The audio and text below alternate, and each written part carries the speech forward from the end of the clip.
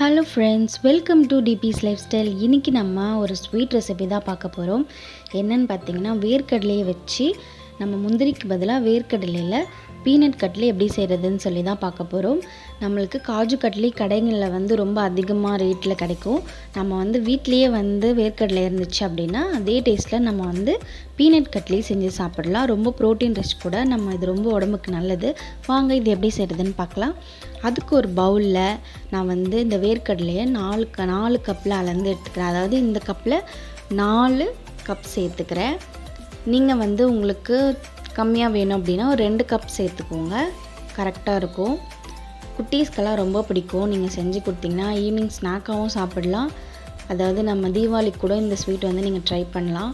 So இந்த மாதிரி எந்த ஒரு சொத்தையுமே இல்லாத ஒரு வேர்க்கடலை எடுத்துக்கோங்க. அதாவது நம்ம வறுக்கிற வேர்க்கடலை எடுத்துக்கோங்க, வறுத்த வேர்க்கடலை வேண்டாம். நீங்கள் இப்படி வாங்கிட்டு வறுத்து செய்கிறப்ப நம்மளுக்கு இன்னுமே நல்லாயிருக்கும். ஸோ நம்ம இனிமேல் ஒரு கடாய் வச்சுட்டு அதில் எல்லாத்தையும் போட்டு சிம்மில் தான் நம்ம வைக்கணும். அதாவது ரொம்ப லோ ஃப்ளேமில் தான் ஃபுல்லாக லோவாக வச்சுடுங்க. அதில் தான் நம்ம ப்ராசஸ் பண்ணோம். ஃபுல் ஃப்ளேமில் நம்ம வச்சு பண்ணோம் அப்படின்னா நம்மளுக்கு அடி பிடிச்சிடும், தீஞ்சு போயிடும். ஸோ நீங்கள் ஃபுல்லாகவே சிம்மில் வச்சு தான் பண்ணணும். அதுதான் ப்ராசஸ்ஸே. நீங்கள் கொஞ்சம் அப்படி கலரி விட்டுங்க, அடிக்கடி கலருங்க. ஒரு 10லேருந்து 15 நிமிஷம் நம்மளுக்கு எடுத்துக்கும் இது ரெடி ஆகிறதுக்கு. ஸோ நம்மளுக்கு தோல் மேலே உரிக்க வரும். அந்த ஸ்டேஜில் நம்ம எடுத்துக்கலாம். இப்போ நல்லாவே நம்மளுக்கு தோல் உறிஞ்சி வர மாதிரி பார்த்தீங்களா? எப்படி நான் எடுத்து காட்டுறேன்னு சொல்லி. இந்த மாதிரி தீஞ்சு போன மாதிரி இருந்தால் எடுத்துடுங்க. ஏன்னா அது கலர் மாறி இருக்கும் உள்ளே. ஸோ வெள்ளை கலர்லேயே இருக்கணும், நம்மளுக்கு முந்திரி கலர்லேயே இருக்குது பார்த்தீங்களா? அந்த மாதிரி நல்லா இந்த மாதிரி தோல் உரிக்க வந்துச்சு அப்படின்னா நம்ம சிம்லேயே வச்சு ப்ராசஸ் பண்ணனால நம்மளுக்கு அப்படி வந்திருக்கு. ஸோ நீங்கள் உடனே இந்த மாதிரி எடுத்துடுங்க, உடனே ஆஃப் பண்ணிவிடுங்க. நெக்ஸ்ட்டு இந்த கப்பில் நான் 4 கப் எடுத்திருந்தேன் இல்லையா? அது 4 கப்பு வேர்க்கடலைக்கு 2 கப்பு சுகர் கரெக்டாக இருக்கும்.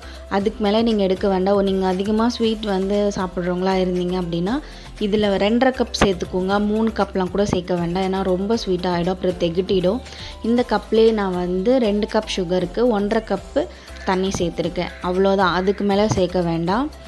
நீங்கள் அதையுமே சிம்லேயே வச்சு நீங்கள் ப்ராசஸ் பண்ணிக்கோங்க, கொஞ்சம் இந்த வேர்க்கடையிலலாம் உரிக்கிற வரைக்கும். ஸோ நம்மளுக்கு அது ரெடி ஆனவுடனே நம்ம போட்டுக்கலாம். மிக்சியில் போட்டு அரைச்சிக்கலாம். இப்போது கொஞ்சம் கொஞ்சமாக போட்டு நல்லா நைஸாக அரைச்சிக்கோங்க. இப்போ நமக்கு சுகரும் ஒரு பக்கம் ரெடி ஆகிட்டே இருக்குது. நான் உங்களுக்கு பதம் காட்டுறேன். எடுத்து ஊற்றுறப்ப நம்மளுக்கு நூல் மாதிரி வரணும், 1.5 கம்பி பதம் வரணும். உங்களுக்கு நான் இப்போ காட்டுவேன் பாருங்கள். நூல் மாதிரி வருது இல்லையா? அவங்க பார்த்திங்கன்னா விடுறப்போ 1.5 கம்பி பதம் வரும். பார்த்தா தெரியும். ஒரு சொட்டு விழுந்து ஒரு ஆஃப் நூல் மாதிரி வரும். அந்த ஸ்டேஜில் நீங்கள் எடுத்துக்கோங்க. கையில் கூட நீங்கள் தொட்டு பார்த்தீங்க அப்படின்னா 1.5 கம்பி பதம் வரணும். இப்போ இந்த மாதிரி நைஸாக அரைச்சிட்டு நீங்கள் இதை உங்களுக்கு ஃபில்டர் இருந்தால் நீங்கள் அதாவது அதை இது பண்ணி கூட ஜலிச்சுட்டு கூட நீங்கள் சேர்த்துக்கலாம். இப்போ இந்த மாதிரி ஒரு பேப்பர் வச்சுருக்கேன், நான் கவர் வச்சுருக்கேன். நீங்கள் பட்டர் ஷீட் இருந்துச்சு அப்படின்னா ரொம்ப நல்லது, நீங்கள் அதை யூஸ் பண்ணுங்கள். நான் பட்டர் ஷீட் இல்லாதனால நான் இப்படி யூஸ் பண்ணுறேன். இல்லாதவங்களுக்கு இது யூஸ்ஃபுல்லாக இருக்கும். அதாவது ஆஷிர்வாதோடைய கவர் தான், அது கொஞ்சம் திக்காக இருக்கும். ஸோ அது எந்த எஃபெக்ட்டும் பண்ணாது. ஸோ இதில் ஆயில் அப்ளை பண்ணிவிடுங்க ஃபஸ்ட்டே. இதை ரெடி பண்ணி வச்சுட்டு தான் நீங்கள் இந்த மாவெல்லாம் இதில் சேர்க்கணும், வேர்க்கடலை மாவை. ஸோ நம்ம அரைச்சி வச்சேன். அது அரைக்கிறப்ப நான் சொல்ல மறந்துட்டேன். அரைக்கிறப்ப நீங்கள் ஒரு 4 ஏலக்காய் சேர்த்துக்கோங்க. நான் 4 கப்புக்கு 4 ஏலக்காய் சேர்த்துருக்கேன். நீங்கள் எத்தனை கப்பு வேர்க்கடலை சேர்க்குறீங்களோ ஒன்றுக்கு 1 போட்டுக்கோங்க. அந்த மாதிரி போட்டாலே போதுமானது. ரொம்ப அதோட ஃப்ளேவர் அதிகமாக இருக்கக்கூடாது. ஸோ லைட்டாக ஆயில் சேர்த்துட்டு நல்லாவே கலருனீங்க அப்படின்னா கரெக்டாக வந்துடும். ரொம்ப வேகணும் அப்படின்லாம் இல்லை, நம்ம ஆல்ரெடி வறுத்தனால போதும். ஸோ இந்த மாதிரி ஃபுல்லாகவே நம்மளுக்கு திரண்டு வந்ததுக்கப்புறமா ஆஃப் பண்ணிக்கலாம். ஸ்டவ் ஆஃப் பண்ணிவிட்டு நம்ம அதில் கவரில் போட்டுக்கலாம் எல்லாத்தையும். இந்த மாதிரி நம்மளுக்கு உதிரியாக வர மாதிரி தான் இருக்கும். நீங்கள் அதுக்காக பயப்பட வேண்டாம். நம்ம அதை நம்ம இப்போ நல்லா மசாஜ் பண்ணுற மாதிரி நம்ம நல்லா அழுத்தம் கொடுப்போம். அப்போ நம்மளுக்கு ஈவனாக வந்துடும். ஸோ அதனால் ஒன்றும் பயம் வேண்டாம். இப்போ ரொம்ப ட்ரையாக இருக்குது அப்படின்னா நீங்கள் கொஞ்சமாக தண்ணி அதில் தெளிச்சிக்கோங்க. லைட்டாக தண்ணி தெளிச்சிக்கோங்க. தெளிச்சுட்டு கொஞ்சமாக ஆயில் மேலே அப்ளை பண்ணிவிட்டு கொஞ்சம் ஊற்றி 1 ஸ்பூன் அந்த மாதிரி ஊற்றிட்டு நல்லா இதே மாதிரி நான் எப்படி பண்ணுறனோ அதே மாதிரி அந்த கவரை எடுத்து விட்டு பண்ணிக்கோங்க. ஏன்னா சூடாக இருக்கும் போதே தான் இந்த ப்ராசஸ் பண்ணணும். ஆறுனதுக்கப்புறம் பண்ணிங்க அப்படின்னா நம்மளுக்கு சரியாக வராது, செட் ஆகாது. ஸோ நல்லாவே வந்து இந்த மாதிரி தேய்ச்சி அதாவது அழுத்தி எடுத்துக்கோங்க. அப்போ நம்மளுக்கு வந்து ரொம்ப சாஃப்டாக கிடைக்கும் சாப்பிட்றப்பையும். நான் பண்ணுற மாதிரியே நீங்களும் வந்து ஒரு 5 to 7 minutes வந்து இந்த மாதிரி பண்ணிக்கோங்க. ஒரு 5 நிமிஷம் பண்ணால் கூட போதும் தான். 5 நிமிஷம் கரெக்டாக நீங்கள் வந்து டைம் செட் பண்ணி இந்த மாதிரி அழுத்தி எடுத்துக்கோங்க. அப்போ வந்து உங்களுக்கு ரொம்ப சாஃப்டாக வந்து ஒரு மாவு மாதிரி கிடச்சிரும். இதை வந்து நம்ம வந்து திரட்டிக்க வேண்டியதான்.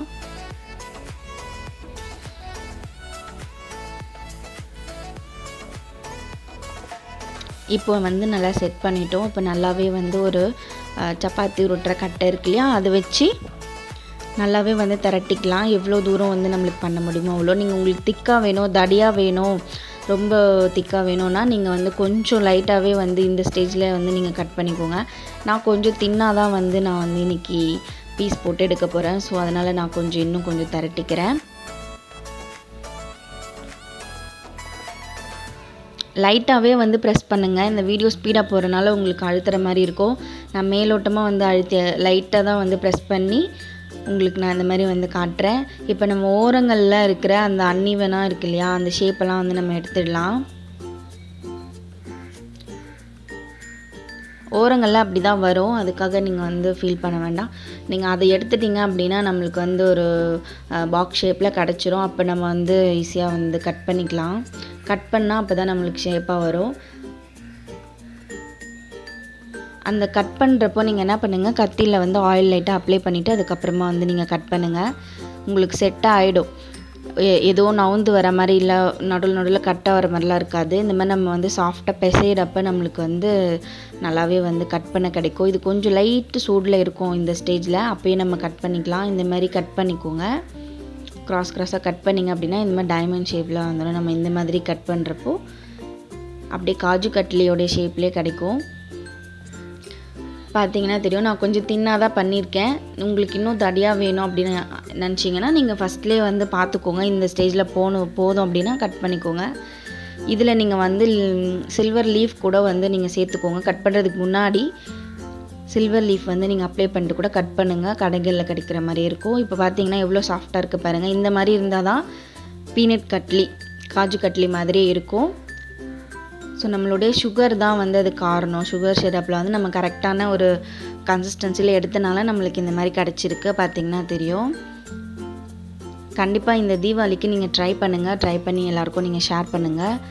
நல்லாவே இருக்கும் இந்த ஸ்வீட்டு, தெகிட்டாது, ரொம்பவே நல்லாயிருக்கும். இப்போ இது வந்து நம்ம ஒரு ஏர்டைட் கண்டெய்னரில் வந்து ஸ்டோர் பண்ணி வச்சுக்கலாம். ஒரு 1 week to 10 days கூட நல்லாயிருக்கும். ஸோ நீங்கள் ட்ரை பண்ணி பாருங்கள். ட்ரை பண்ணி பார்த்துட்டு எப்படி இருக்குதுன்னு சொல்லி கமெண்ட்டில் ஷேர் பண்ணுங்கள். இப்போ பார்த்துருப்பீங்க, இந்த ஸ்வீட் ரெசிபி உங்களுக்கு பிடிச்சிருந்தது அப்படின்னா லைக் பண்ணிக்கோங்க, ஷேர் பண்ணுங்கள், கமெண்ட் பண்ணுங்கள், மறக்காமல் சப்ஸ்கிரைப் பண்ணிக்கோங்க. நெக்ஸ்ட் வீடியோவில் பார்க்கலாம். பாய்.